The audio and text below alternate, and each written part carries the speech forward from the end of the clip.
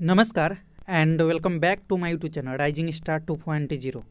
दोस्तों, अगर आप बिहार से डीएलएड सत्र 2024 से 26 में संयुक्त प्रवेश परीक्षा के लिए आवेदन फॉर्म भरना चाहते हैं और बिहार से डीएलएड करना चाहते हैं 2024 से 26 सेशन में, तो ये आप सभी छात्रों के लिए जो कि डीएलएड करना चाहते हैं उनके लिए इम्पोर्टेंट वीडियो है।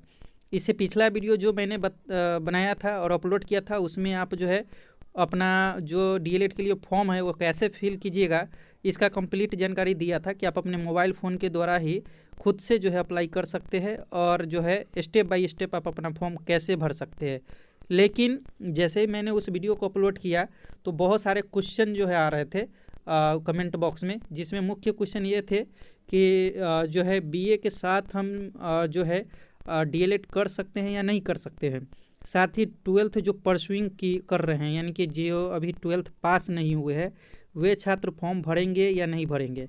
साथ ही सीबीएसई वाले छात्र जो है कब से फॉर्म भरेंगे और पोर्टल जो है कब से खुलेगा, योग्यता, आयु, डॉक्यूमेंट और फी क्या लगेगा। यानी कि बहुत सारे क्वेश्चन जो है स्टूडेंट के अलग अलग आ रहे थे। साथ में दूसरे राज्य वाले ये फॉर्म फिल कर सकते हैं या नहीं कर सकते हैं, इस पर भी बहुत सारे कमेंट जो है आ रहे थे। तो मैं जो है इस वीडियो में इसी सब जो है पॉइंट पे डिस्कस करने वाला हूं कि कौन से छात्र है जो इस जो है फॉर्म को नहीं भर पाएंगे, यानी कि कौन से छात्र है जो इस फॉर्म को अप्लाई नहीं कर पाएंगे, और साथ में दूसरे राज्य वाले कर पाएंगे अप्लाई या नहीं कर पाएंगे बीए के साथ, और जो जिनका 12th कंप्लीट नहीं है वो इस फॉर्म को भरेंगे या नहीं भरेंगे, सीबीएसई वाले भर पाएंगे या नहीं भर पाएंगे, और जो योग्यता चाहिए इसको करने के लिए एज चाहिए, डॉक्यूमेंट और फी आपको क्या लगेगा। वैसे पिछले वीडियो में भी मैंने डिस्कस किया था, लेकिन इसमें मैं जो है पूरी तरह से डिटेल्स में आपको बताऊंगा। तो सारी बातों को समझने के लिए वीडियो को पूरा जरूर देखिएगा और आगे की जानकारी के लिए हमारे चैनल को जरूर सब्सक्राइब कर लीजिएगा और हमारा टेलीग्राम चैनल ज्वाइन कर लीजिएगा, जहां से आपको नोटिस वगैरह मिलती रहती है। हमारा फेसबुक पेज लाइक कर सकते हैं और हमें पर्सनली कांटेक्ट करना चाहते हैं तो इंस्टाग्राम पे हमसे जुड़ सकते हैं। फिलहाल चलिए दोस्तों हम स्टार्ट करते हैं। वीडियो थोड़ी लंबी जरूर होगी लेकिन आपको पूरा वीडियो देखना है ताकि सब बात अच्छे से समझ में आ जाए।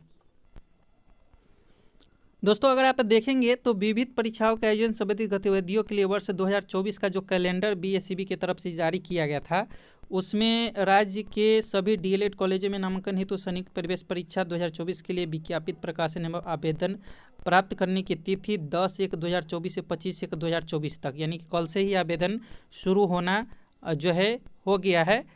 जो प्रकाशित न्यूज था उसके आधार पे, ठीक है। नीचे अगर देखेंगे तो यहाँ पे कहा गया था कि राज्य के सभी डीएलएड कॉलेजों में नामांकन हेतु प्रवेश परीक्षा 2024 की आयोजन तिथि 6/3/2024 से 12/3/2024 तक है, यानी कि 10 से लेकर के 25 जनवरी तक आवेदन होना है और 6 मतलब मार्च से लेकर के 12 मार्च तक परीक्षा होना है।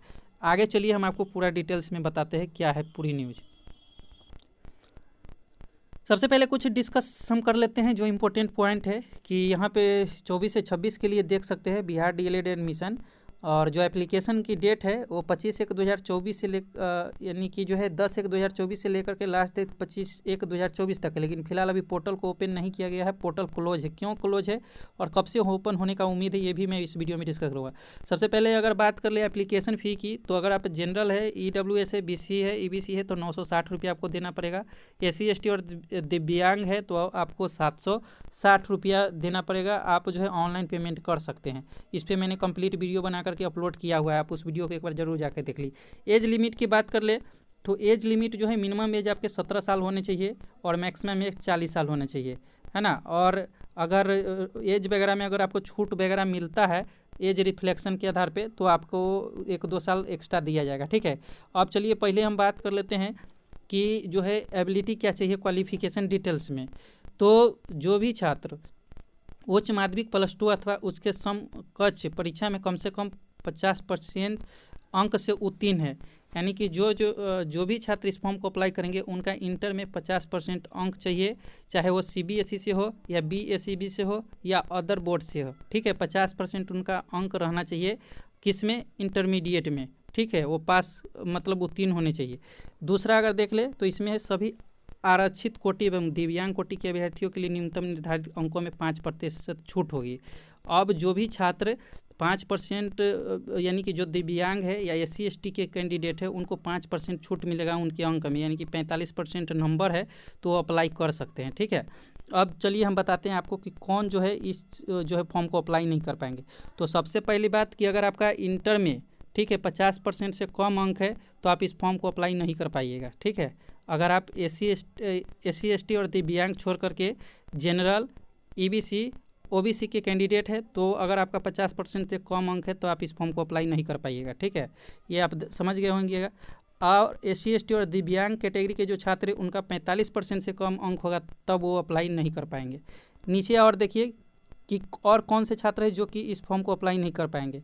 निर्देशिक शोध एवं प्रशिक्षण शिक्षा विभाग बिहार के पटना, पत्रांक 12/11/2016 अंश 715 दिनांक 13/12/2022 के आलोक में वैसे अभ्यर्थी जो शास्त्री, पॉलिटेक्निक, ITI या अन्य प्रकार की योग्यता रखते हैं वे DLED कोर्स में नामांकन के पात्र नहीं होंगे। यानी कि अगर आपने पॉलिटेक्निक किया है और आपने ITI किया है या जो शास्त्री की हैं, इस तरीके के अगर आपके पास डिग्री है तो आप इस फॉर्म को अप्लाई नहीं कर पाइएगा। आप इस जो है कंडीशन में कब अवेलेबल होइएगा फॉर्म अप्लाई करने के लिए, तो देखिए, लेकिन यदि किसी अभ्यर्थी ने 10+2 में वोकेशनल कोर्स के अंतर्गत योग्यता हासिल की है अथवा जिन्होंने मध्यमा के बाद इंटर+2 अथवा फोकनिया के बाद इंटर+2 की योग्यता हासिल की है वो DLED कोर्स में नामांकन के पात्र होंगे। देखिए, जो ITI किए हैं, पॉलिटेक्निक किए हैं, उनके लिए ये फॉर्म अप्लाई नहीं हो पाएगा।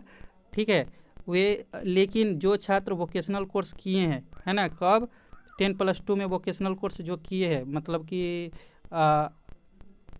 मतलब कुछ ऐसे कोर्स जैसे IE कंप्यूटर वगैरह जो भी किए हैं उसके अकॉर्डिंग अगर आप है तो आप इस फॉर्म को अप्लाई कर सकते हैं। साथ में फोकनिया के बाद अगर आपने इंटर का योग्यता हासिल की है तो DLED के लिए नामांकन के लिए आप पात्र होंगे। लेकिन जो ITI किए हैं उन्होंने भी अगर हिंदी इंग्लिश की एग्ज़ाम दे करके इंटर का डिग्री ले लिया है तो उसके आधार पे वो जो है फॉर्म अप्लाई कर सकते हैं। ठीक है, लेकिन जिनके पास अगर इंटर का डिग्री नहीं है तो वो जो है किसी भी परिस्थिति में वो इस फॉर्म को अप्लाई करने के लिए पात्र नहीं है।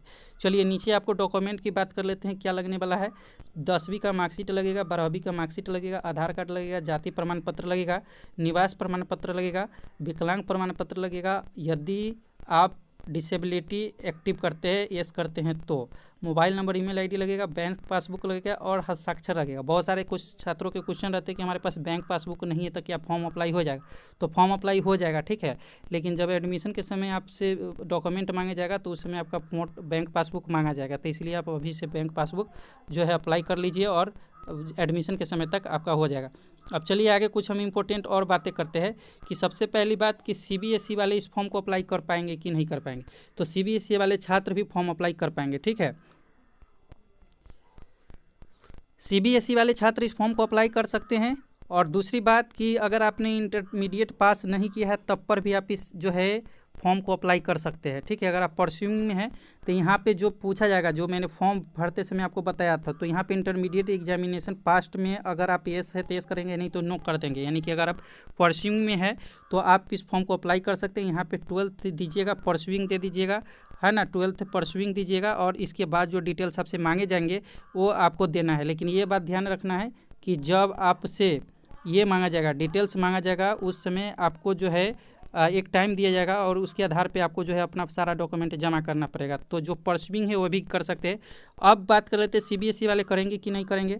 तो CBSE वाले भी यहाँ पे ये फॉर्म अप्लाई कर सकते हैं। ठीक है, लेकिन वहाँ पे BSEB पटना के जगह पे उन्हें जो है CBSE देना पड़ेगा और उसके आधार पे वे अपना जो है डिटेल्स फिल करेंगे, एजुकेशन क्वालिफिकेशन। तो CBSE वाले भी कर सकते हैं बशर्ते उन्होंने जो है 10th पास कर लिया हो। ठीक है, और इंटर में परस्यूइंग कर रहे हो और जो है मतलब काउंसलिंग तक उनका रिजल्ट जो है आ जाना चाहिए और डॉक्यूमेंट आ जाना चाहिए। तो आई होप आप समझ गए होंगे। अब चलिए हम बताते हैं दूसरे स्टेट वाले इस फॉर्म को अप्लाई कर पाएंगे कि नहीं। अब हम बात कर लेते हैं दूसरे स्टेट वाले छात्र इस फॉर्म को अप्लाई कर सकते हैं कि नहीं कर सकते हैं। तो वो अवश्य इस फॉर्म को अप्लाई कर सकते हैं। यहाँ पे जो are you domicile of Bihar state कि आप बिहार के निवासी तो यस कीजिएगा, नहीं तो वहाँ पे अगर आप दूसरे स्टेट के छात्र हैं तो आप नो कर दीजिएगा। ठीक है, तो ये आप नो कीजिएगा। आप जो है इस फॉर्म को अप्लाई कर सकते हैं, दूसरे स्टेट के हैं तब पर भी कर सकते हैं। तो आई होप सारी बातों को इस वीडियो में आप समझ गए होइएगा, किसी तरह की कोई कन्फ्यूजन नहीं रही होगी। कंप्लीट वीडियो मैंने बना करके अपलोड कर दिया है। अब बात कर लेते हैं चैनल कब यानी कि पोर्टल कब ओपन होगा। दोस्तों बात कर ले वो पोर्टल ओपन की तो यानी कि जो नोटिस जारी की गई थी, जैसे मैंने आपको दिखाया ऑफिशियल नोटिस, तो उसमें 10 जनवरी से ही कहा गया है कि फॉर्म अप्लाई होगा और 25 जनवरी तक चलेगा। लेकिन कल जो है पोर्टल ओपन नहीं किया गया, आज भी अभी तक जो है साइट फंस ही रहा है। तो या तो इस बीच में साइट को ओपन कर दिया जाएगा, नहीं तो अगर एक सूचना देखिएगा तो पिछले बार जो फॉर्म अप्लाई हुआ था 23 से 25 सेशन में, तो उसके आधार पे 24 जनवरी से लेकर के 6 फरवरी तक जो है फॉर्म अप्लाई हुआ था। तो अगर इस बीच में वो पोर्टल को ओपन नहीं किया जाता है, अगर पोर्टल आपका ओपन नहीं होगा, आपको बराबर चेक करते रहना है। मैंने जो वीडियो बनाया था उसमें बताया था कि जल्द और किसी भी समय आपका पोर्टल ओपन किया जा सकता है। तो अगर इस बीच में आपका पोर्टल ओपन नहीं हो रहा है तो फिर 24 जनवरी से आपकी पोर्टल ओपन होने की, पूर्ण रूप से पोर्टल ओपन होने की उम्मीद है और उसके आधार पर 6 फरवरी 2024 तक आपका जो है आवेदन होगा। तो आई होप आप इस बात को अच्छे से समझ गए होंगे, है ना। ऑफिशियल साइट के माध्यम से आप आवेदन कर सकते हैं, जो कि या तो 10 के बाद यानी कि बीच में किसी भी दिन ओपन किया जा सकता है। ऑफिशियल नोटिस के आधार पे 10 से ही ओपन करना था, 25 तक आवेदन था। लेकिन पिछले बार जो आवेदन हुआ था वो 24 जनवरी से लेकर के 6 फरवरी के बीच हुआ था। तो इस बार हो सकता है कि अगर बीच में ओपन नहीं किया गया, मैंने वीडियो बनाया था उसमें डिस्कस किया था डिटेल्स में, तो फिर ये जो है पोर्टल 24 जनवरी को ओपन हर हाल में कर दिया जाएगा। लेकिन पहले भी किया जा सकता है। आपको मैं बता चुका हूँ कि कैसे आपको चेक करते रहना है, फॉर्म जब फिल होगी तो आपको कैसे स्टेप बाय स्टेप करना है, सारा मैंने कंप्लीट जानकारी दिया था इसी पिछले वाले वीडियो में। तो आई होप ये वीडियो आपको पसंद आया होगा। पसंद आया हो तो लाइक करें, शेयर करें और हमारे साथ आगे की जानकारी के लिए जुड़े रहे। मिलते हैं अगले वीडियो में, जब तक के लिए जय हिंद जय भारत।